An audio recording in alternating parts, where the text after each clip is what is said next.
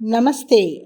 दक्षिण भारत हिंदी प्रचार सभा की मध्यमा पाठ्य पुस्तक भाग 1 பகுதி 1 பத்ய கவிதைகள் பத்ய சங்கியா 3 கவிதை எண் 3 அத்புத் மாயா.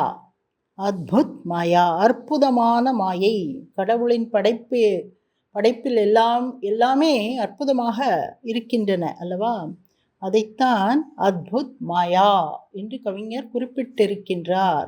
அத்புத் மாயா அற்புதமான மாயை, கடவுளின் மாயை, அற்புதமான மாயை.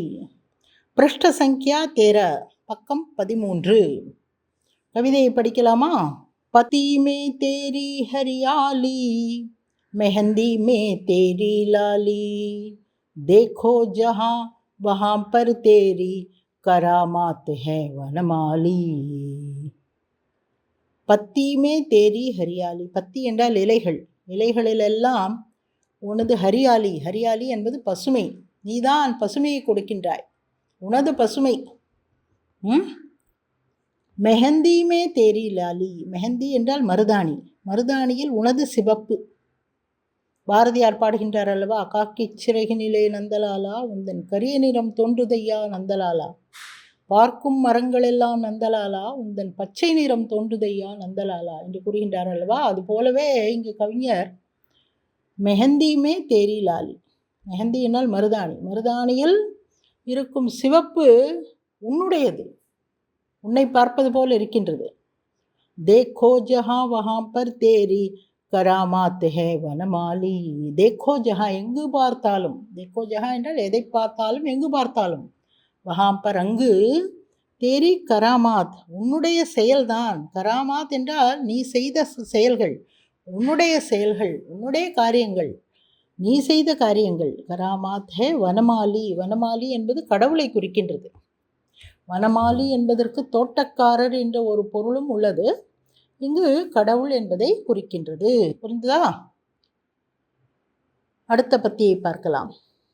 बिना डोर के लटक रहे हैं नभ में नित उज्ज्वल तारे, बिना प्राण के बजा रहे हैं वंशी वंश वृक्ष सारे. बिना डोर के लटक रहे हैं. डोर என்றால் கயிறு. बिना डोर के என்றால் கயிறு இல்லாமல், கயிறே இல்லை. லட்டக் ரஹே ஹே தொங்கிக் கொண்டு இருக்கின்றது. ஏதாவது தொங்க வேண்டும் என்றால் கயிறு வேண்டும் அல்லவா? இங்கு கயிறு இல்லாமல் தொங்கிக் கொண்டு இருக்கின்றது. லட்டக் ரஹே ஹே தொங்கிக் கொண்டு இருக்கின்றன. என்னது? நபமே நித உஜ்வல் தாரே. நித என்றால் டெய்லி, எப்பொழுது பார்த்தாலும். நப என்றால் ஆகாயம், ஆகாயத்தில் எப்பொழுதும். உஜ்வல் என்றால் பளபளப்பான. தாரே என்றால் நட்சத்திரங்கள், நட்சத்திரங்கள் எல்லாம் தொங்கிக் கொண்டு இருக்கின்றன. நமக்கு கீழேந்து பார்க்கும்போது எப்படி அது தனித்து நிற்கின்றது என்று ஆச்சரியமாக இருக்கின்றது அல்லவா? அதைத்தான் கவிஞர் கூறுகின்றார். எந்த கயிறும் இல்லை, யாரும் பிடித்து கொண்டிருக்கவில்லை, எப்படி அது அப்படியே நிற்கின்றது என்று ஆச்சரியமாக இருக்கின்றது கவிஞருக்கு. அதைத்தான் பினா டோருக்கே லட்டக் ரஹே ஹே நபமே நித உஜ்வல் தாரே. ஆகாயத்தில் எப்பொழுதும் பளபளப்பான நட்சத்திரங்கள் தொங்கிக் கொண்டிருக்கின்றன. பினா பிராணிக்கே பஜா ரஹே ஹே வம்ஷி வம்ச விரக்ஷசாரே. பினா பிராணிக்கே. யார் பிரான் என்பதற்கு காற்று என்று ஒரு பொருள் உள்ளது. பிரான் என்பதற்கு காற்று என்ற ஒரு பொருள் உள்ளது. இப்போ புல்லாங்குழல் வாசிக்கும் போது என்ன செய்கிறார்கள்? காற்றை உள்ளே செலுத்துகின்றார்கள் அல்லவா? காற்றை உள்ளே செலுத்தி இந்த ஓட்டைகளை விரல்களாக ஒன்றொன்றாக அழைக்கும் பொழுது ஒரு ராகம் வருகின்றது. இங்கு அந்த மாதிரி யாரும் காற்றை செலுத்தவில்லை. பினா பிராணிக்கே, அந்த மாதிரி காற்றை செலுத்தாமலேயே பஜாரஹே வாசிக்கின்றன. என்னது? வம்ஷி வம்ச விரக்ஷசாரே. வம்ஷி வம்ச என்றால் மூங்கில் மரங்கள். வம்ஷி என்றால் மூங்கில், வம்ச என்றால் மூங்கில் இனத்தைச் சேர்ந்த, விரக்ஷ என்றால் மரங்கள், சாரே என்றால் அனைத்தும். இந்த மூங்கில் இனத்தைச் சேர்ந்த எல்லா மரங்களுமே காற்று நன்கு அடிக்கும்போது நீங்கள் மூங்கில் காட்டில் போய் பார்க்க வேண்டும். உய் உய் என்று சத்தம் வரும். அந்த சத்தத்தை தான் குறிப்பிட்டு கூறுகின்றார். அது யாருமே காற்று கொடுத்து வாசிக்கவில்லையே, எப்படி இந்த நாதம் வருகின்றது என்று அவருக்கு ஆச்சரியமாக இருக்கின்றது. அதையும் கடவுளின் அற்புத மாயை என்று அவர் நினைக்கின்றார். சரியா? அடுத்த பத்தியை பார்க்கலாம். कैंची नहीं हाथ में तेरे, कटी पत्तियां न्यारी है, रंग नहीं हाथों में तेरे, फूले रंग बलिहारी हैं. கைச்சி என்றால் கத்தரிக்கோள். நஹி ஹாத் மே, உன் கையில் கத்திரிக்கோள் இல்லை. தேரே தேரே ஹாத் மே கைச்சி நஹி, உன்னுடைய கையில் கத்திரிக்கோள் இல்லை. கட்டி பத்தியா ஞாரி ஹே, இலைகள். பத்தியா என்றால் இலைகள், கட்டி என்றால் வெட்டப்பட்டு இருக்கின்றன.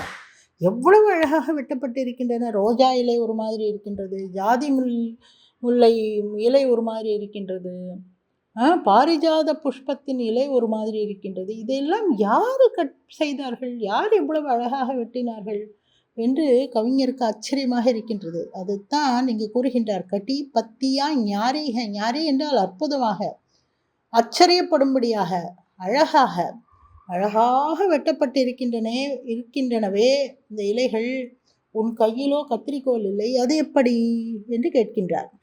रंग नहीं हाथों में तेरे फूल रंग, रंग नहीं हाथों में तेरे फूल रंग बलिहारी हैं. रंग नहीं हाथों में तेरे, உன் கைகளில் எந்த கலரையும் காணும். ஏதாவது நிறம் வைத்து கொண்டிருக்கின்றாயா என்றால் அதுவும் இல்லை. தேரே ஹாத்தோமே ரங்கு நகி, கையில் நிறங்கள் இல்லை. ஃபூல் ரங்கு பலிஹாரி ஹே. பலிஹாரி என்றால் பார்த்தாலே அப்படியே நாம் அதில் அப்படியே போய் ஆகர்ஷணமாகி விடுவோம், அட்ராக்ட் ஆகி விடுவோம். அற்புதமாக இருக்கின்றது அந்த கலர்கள், அந்த நிறங்கள். ரங்கு பலிஹாரி ஹே, ஃபூல் ரங்கு பலிஹாரி ஹே. பூக்களின் நிறங்களை பார்க்கும்போது அவ்வளவு ஆச்சரியமாக இருக்கின்றது. எப்படி இவ்வளவு அழகான நிறங்கள், யார் கொடுத்தார்? அவர் கையிலோ நிறங்கள் இல்லையே, இப்படியெல்லாம் தோன்றுகின்றது. இறுதியாக கவிஞர் கூறுகின்றார். जान सका है कौन आज तक तेरी अद्भुत माया है, कहीं चमकती धूप अंगारे, कहीं रात सी छाया है. जान सका है, யாருக்கு தெரியும், இதுவரையில் யார் அறிந்துள்ளார்கள். कौन आज तक, இன்று வரையில், இதுவரையில் உன்னுடைய அற்புதத்தை யார் அறிந்துள்ளார்கள். தேரி அத்புத் மாயா ஹே, உன்னுடைய அற்புதமான மாயையை இதுவரையில் யாராவது புரிந்து கொண்டிருக்கின்றார்களா? புரிந்து கொள்ளவே முடியாது. கஹி சமக்தி தூப் அங்காரே, கஹி சமக்தி தூப் அங்காரே. திடீரென்று வெயில், நெருப்பு. தூப் என்றால் வெயில், அங்காரே என்றால் தணல் போல, நெருப்பு போல இருக்கின்றது வெயில் ஒரு இடத்தில். கஹி ராத்திசி சாயா ஹே, அதே நேரத்தில் இன்னொரு இடத்தில் இரவு போல இருக்கின்றது. இங்கு இந்தியாவில் காலையாக இருக்கும்போது மற்றொரு நாட்டில் இரவாக இருக்கின்றது. அது எப்படி நமக்கு புரியவில்லை.